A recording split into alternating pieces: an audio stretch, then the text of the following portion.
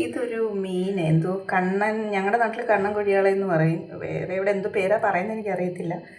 സംഭവം എന്തായാലും ഞാൻ വാങ്ങിച്ചു. ഞാനൊരു കൊല്ലം രീതിയിൽ ഒരു കറി വെക്കാൻ പോവുക.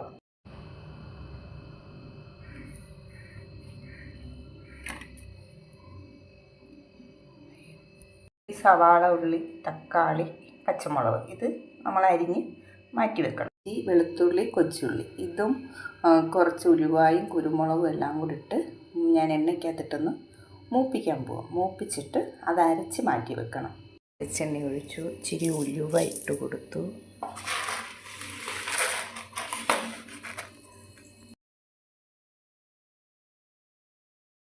ഉലുവ മൂത്ത് കേട്ടോ. ഉള്ളിയും വെളുത്തുള്ളി, ഇഞ്ചി, കൊച്ചു ഇതൊന്ന് മൂപ്പിക്കുക.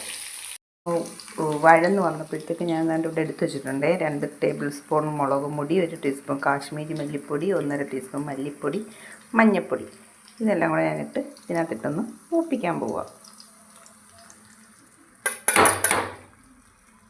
എന്നിട്ടുണ്ട്. അപ്പോൾ ഇത് ഞാൻ തീ ഓഫ് ചെയ്തിട്ടൊന്ന് തണുക്കാൻ വയ്ക്കട്ടെ. തണുത്ത് വരുമ്പോഴത്തേക്ക് മിക്സിയിലിട്ട് ഇച്ചിരി വെള്ളമോടെ ചേർത്ത് അരച്ചെടുക്കാം. എന്നിട്ട് ഞാനപ്പോഴത്തേക്കും മീൻ കണ്ടിക്കട്ടെ. അടപ്പ വെച്ചു, എണ്ണ ഒഴിച്ചു. എണ്ണ ഇച്ചിരി ചൂടാകുമ്പോൾ നമ്മൾ കടുക് പൊട്ടിക്കാനിട്ടു.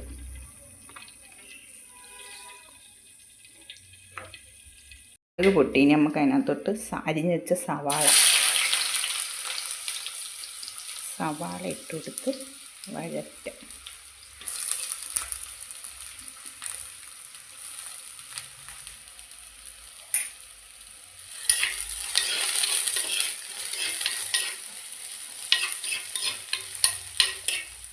ഉള്ളി വഴന്നു. ഇനി അതിനകത്തോട്ട് നമ്മൾ അരിഞ്ഞ് വെച്ചേക്കുന്ന തക്കാളി, ഞാനിവിടെ 2 ചെറിയ തക്കാളി എടുക്കാം കേട്ടോ.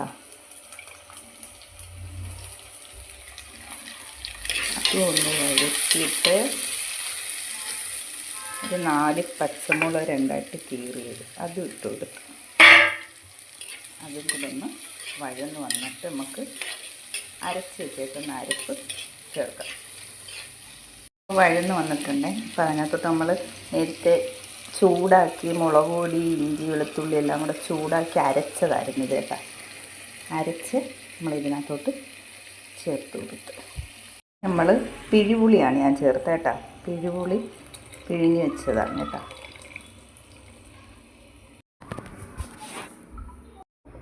എന്നിട്ട് ഇച്ചിരി ആവശ്യത്തിന് ഉപ്പും കൂടെ ചേർത്ത്